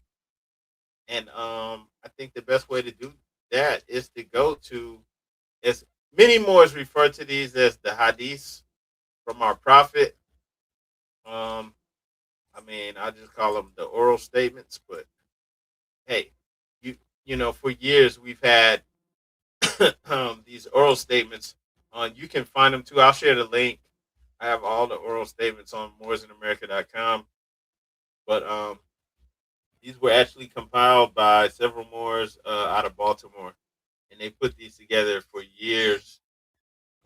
Before the internet, where they're actually getting out and going around the country and meeting Moors in real life before all the Moors who were there in the Prophet's time passed away. So I want to give respect and honors to them. And I just wanted to share that just to try to put this in a proper perspective, right? So that it's not overlooked. Real people, not just getting on Google. They really put this together and compiled it. So I wanted to speak on some of the hadiths. Matter of fact, I have a couple of them that I circled out or singled out. But if there's any you want to jump to, we can do that too. But yeah, brother, I'm gonna yield the floor to you before I say anything else about that. I'm gonna bring up this list that I have on here. Is Islam? I was when I was thinking about prophecies and oral statements of the prophet, I was thinking about uh, chapter 46 in our Quran, instruction 9, where it says, all nations of the earth in these modern days are seeking peace, but there is one true and divine way that peace may be obtained in these days, and it is through love, truth, peace, freedom, and justice being taught universally to all nations in all lands. And when I read that, I was watching something about just the way people think, and there was a video that I came across. I want to say it was like a monk, or like it was somebody, and he had mentioned that same idea, that even a person who starts a fight really still wants peace. Like everybody wants peace. And you know even the prophet saying in our Moorish literature about how the nations of the world don't want the truth, in religious controversy. In our Moorish literature, our prophet said, the nations do not want the truth. It is too stern. But until they accept it and find out where it is, there will continue to be religious controversy. So this is like just two places where we see, you know, this order. This is divine order: love, truth, peace, freedom, and justice being taught universally to all nations and all lands is what brings peace. Islam. But at the same time, until the nations accept the truth, being the second principle, there's going to be religious controversy. And as long as there's religious controversy, is there peace? Islam? So Yes, I sir. just wanted to add that uh, as divine instructions, holy instructions, and just a certain level of look ahead, because we see, in order for there to be peace, love, truth, peace, freedom, and justice is to be taught universally to all nations and all lands. And with that, I yield. Peace. Islam, and I just agree with what you're saying and what you're sharing, and in order for there to be love, you have to be able to want for others the same thing that you would want for yourselves. And that doesn't Islam. mean, we're living together or whatever. Sometimes that just leaving them alone, letting them freaking be happy. Just letting them be them and do them, from their own perspective. And the truth for us, the highest truth is that we are all one with Allah, which means no more of these hierarchies, these religious hierarchies, these systems with the nobility and all this stuff, where you have those at the bottom because in order to have truth, there are no them, they down there and we're up here. Even in our ancient cultures that we see that had like high up wisdom, like ancient Egypt and some of the other pyramid building cultures, that was us in our downfall, right? Because who was God on earth? The Pharaoh, you know, and the Pharaoh and that family. They're many times they're the only ones. Them in the priest class, they're the only ones that even knew how to read or knew anything about the truth. So you know, the hiding of the truth, like that. That yeah, I see that. That prevents us from actually being able to live in peace. All of these things, being revealed and understood and being shared freely brings about peace and freedom and justice, and where it's universal and it's being taught to every child coming up.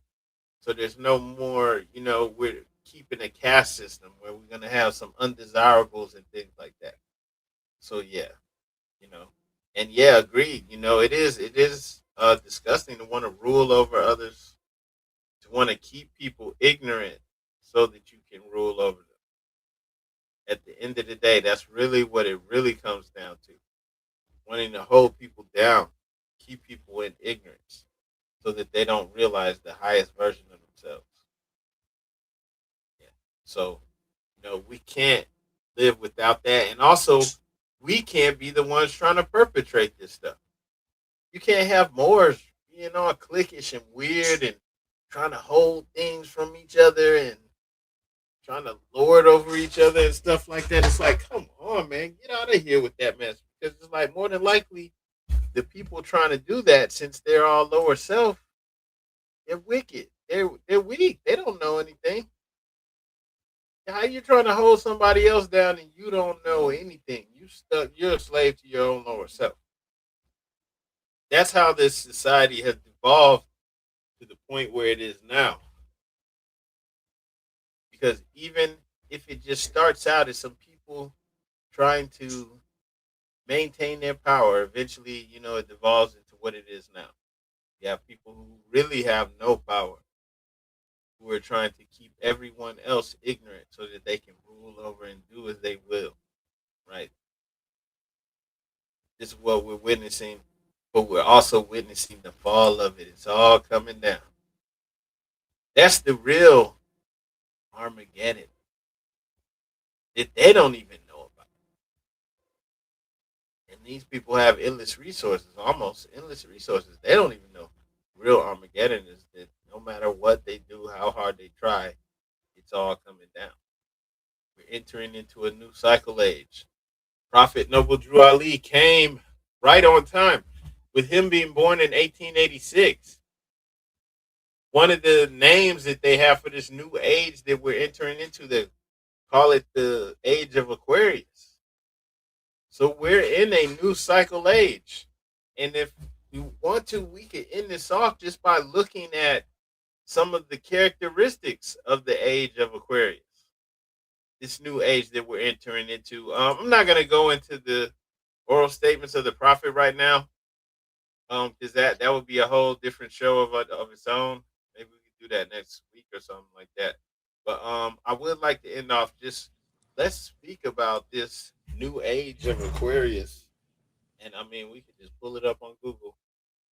Some of the characteristics of the age of Aquarius. Aquarius.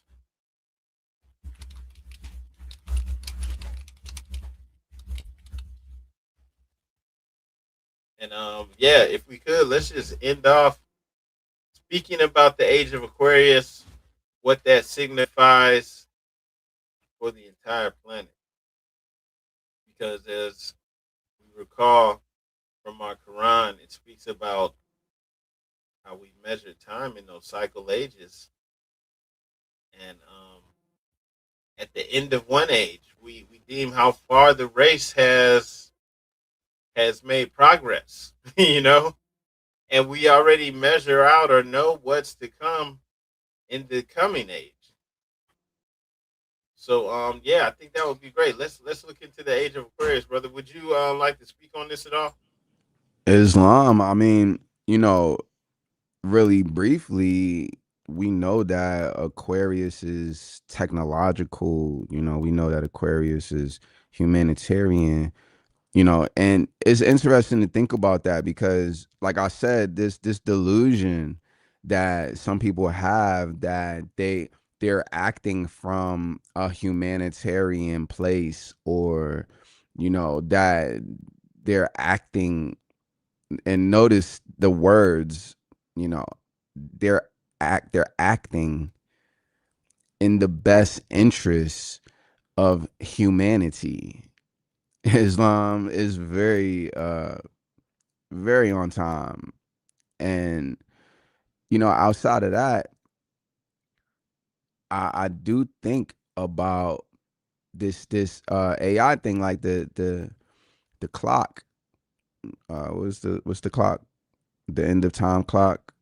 Yeah, the Like it Doomsday said, Clock. it's talking about, yeah, like it's talking about people coming to a global understanding of this artificial intelligence thing, because what we're seeing right now is the beginning of something. And I think that we're limited to our awareness. Our imaginations are limited to our awareness, to things that we've already seen. Some of us have seen a lot, some of us haven't. And for those who have seen a lot, based on what we're seeing right now, to think about how far this can go with something like artificial intelligence, one would have to, you know, get a earlier grip on it now. I mean, it's pretty late, but it's possible to still get a early enough grip on it so that we're not so we don't end up in the matrix. And that really is like, you know what this theater is that's the show this theater is displaying. Islam. So with that, I yield. Peace. Islam, gratitude, Sheik, and yeah, just to add my own thoughts to this. Just speaking about the age that we're coming into. So there's the known, I guess you could say, characteristics, like you were speaking on. Yeah, the innovation, the technological, progress, and then there's also a wisdom that we have that actually has been kept by our people going back, who knows how many years, right? And it's actually, a wisdom that will be spoken about in the Quran when it's saying that the keys were held until the time was appointed right, and then this information was being disseminated. So when you had the prophet going into, well, actually, I'll word it like this: when you have our prophet who may have been traveling overseas, we don't know, you know, may have been traveling overseas, may not have, but coming forth with this information from that was released from the Muslims, in Egypt and India, right? The keys were given them to share specifically with our people here in America. When you actually look in history at that point in time in the 1920s, this type of thing was occurring with different people in the world from different backgrounds. You had on one hand you had what's his name, uh Aleister Crowley. He was in Egypt around that same time, turn of the century, early 1900s, potentially. And well, Aleister Crowley was there around that time. Then you had another guy. who was actually connected to the Nazis. This might sound crazy to some people. Kind of, I think his name was. I'm trying to remember. I'm looking at old blog posts I made about this. His name was Rudolf Hess, I think. And Rudolf Hess, I think, was born in Egypt, so his family lived there for a while. So he was coming of age in this point in time. And the reason I mentioned Aleister Crowley and Rudolf Hess is because they both wrote books about esoteric wisdom to bring to their people, right? So they later wrote books that they brought to their people that probably got mass publishing and were eventually brought to the whole world. And I'm only sharing that because there really is wisdom that's being kept that maybe you can't readily access online. And this really was shared with Prophet Noble Drew Ali to bring to our people to prepare us for the coming age. And I share that while also I was trying to look for this greater clock kind of cycle image that I had that shows the greater cycles. When you're looking at us from our perspective from Earth, we go through several cycles. Of course, we have the 365-day year, but then there's also a greater year. There's 25,000 years, and then we also have an even greater year than that, which is well, you know what? I'm just gonna stick with the 25,000 year cycle for now. So that's the time that it takes for our solar system to go around the great sun that's at the center of the Milky Way galaxy. And that is split up into around 6,000 year cycles that make up that 25,000 year cycle. And each 6,000 years, we go through a new age. And that kind of lines up with the age of Aquarius. But these cycles also show what the mind state is. It would be great if I could have the visuals while doing this, but they show what the mind state is of the people as we go through each age. And so this is real information and understanding that used to be just taught readily, freely to all, regardless of how old you were, young you were, right? It was just taught to everyone, even, from childhood. But as we began to debase ourselves, this information still had to be preserved.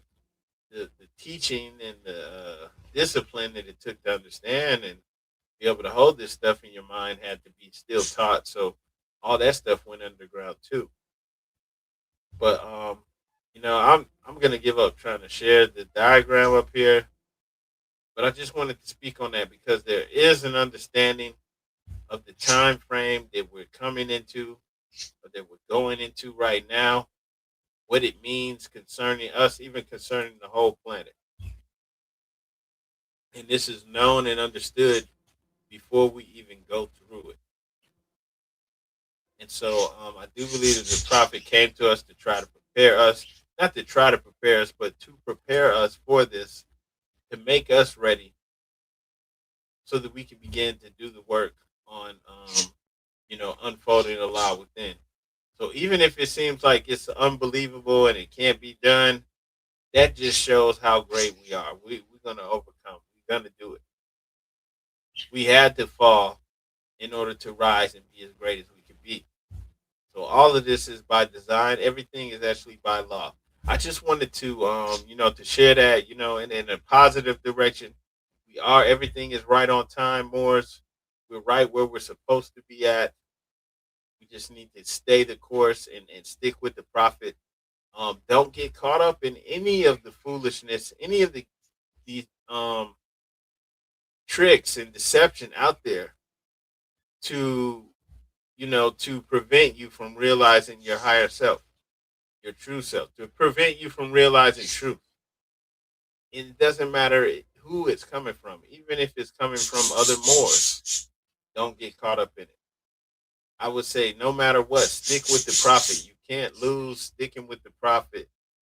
Master the lessons in the Holy Quran, the Quran and the Quran questionnaire. Also, you can utilize the book that I wrote Unlocking the Keys.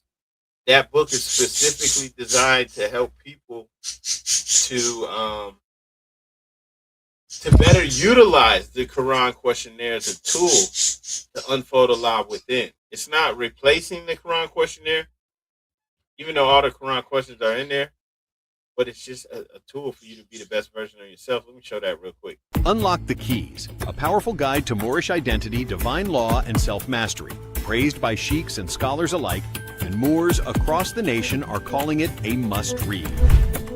Grab your signed copy now at morrisonamerica.com for just $23. Or get the paperback on Amazon, also $23. Prefer digital? The Kindle version is only $3.99.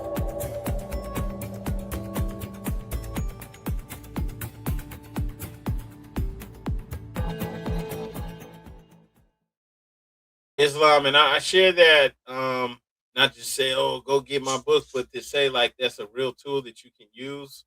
I don't want to try to tell people, oh, go study this, study this, study that, and like you're just going around in all these directions. I say get that tool for real and use it to unfold Allah within you, and that's the highest of highs. That's the ultimate truth. And as we do that, there's nothing that can rule over us.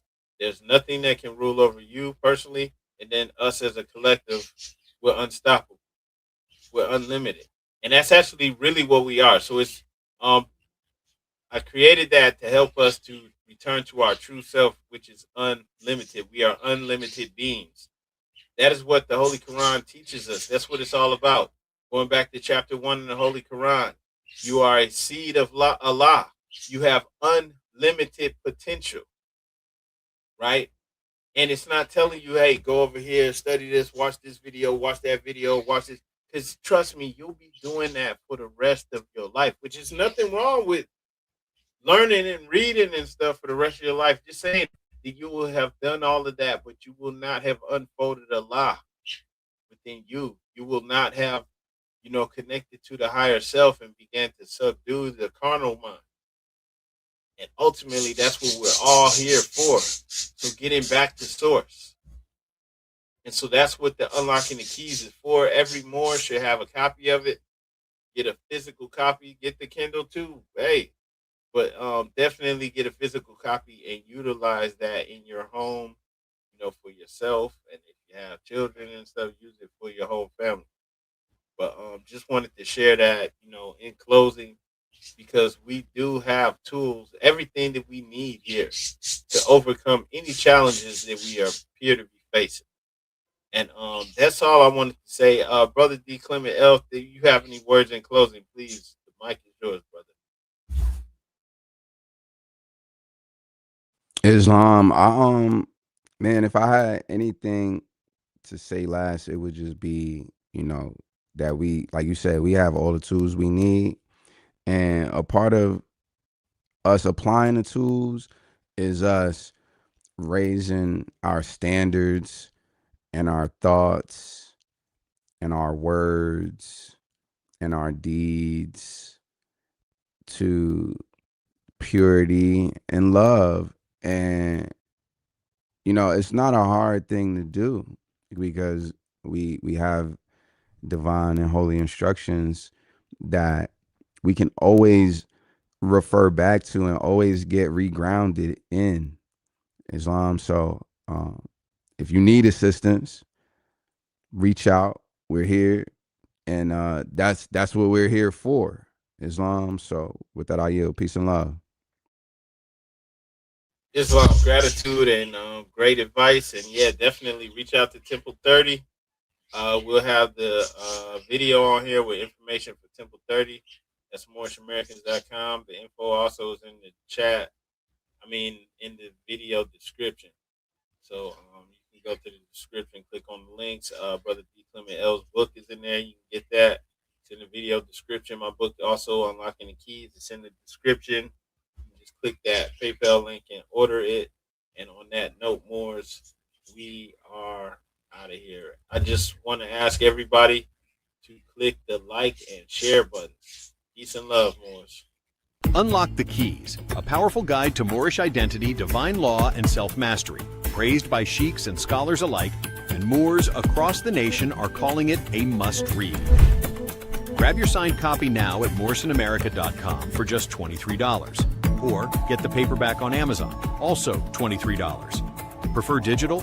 The Kindle version is only $3.99. Don't let your history start at slavery.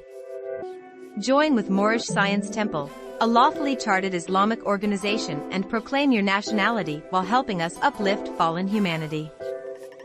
Founded by American prophet Noble Drew Ali and consistently promoted plans for the betterment of humankind. We are located in Columbus, Ohio. Visit our website www.moorishamericans.com and follow us on social media. We hold live meetings on Zoom every Friday and Sunday at 7 p.m. Eastern Standard Time. Give us a call at 614-407-4394 if you would like to join or send donations to help us uplift fallen humanity. Highest quality handmade fezzes. Crafted fez with the finest wool, complete with tassel and leather sweatband. Wear the national headdress of Moorish Americans with pride and respect. 3XL size fez is a comfortable fit for brothers with dreadlocks. Shipping worldwide. Go to moorishfez.com to order.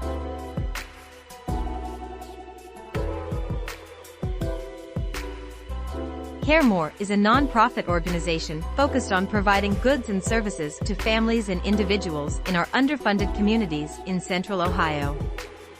We have created an online presence to reach members of our Central Ohio communities, as well as local events and meetings to give away supplies and donations throughout the city all year long.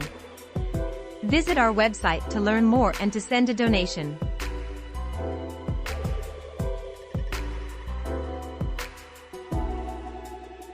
Every day, billions of searches are conducted online, therefore it is critical that your company stands out to the small percentage of clients who are essential to your business. Our team of local digital marketing consultants and SEO experts is eager to help your company achieve its goals through a consultative approach, top Google rankings, and collaboration with industry experts. Here at Adept Marketing Solutions, we stand for integrity, dedication, ingenuity, and results. We know how to navigate the ever-changing digital landscape and what brands must do to succeed. Visit our website to see what we can do to help you reach your goals.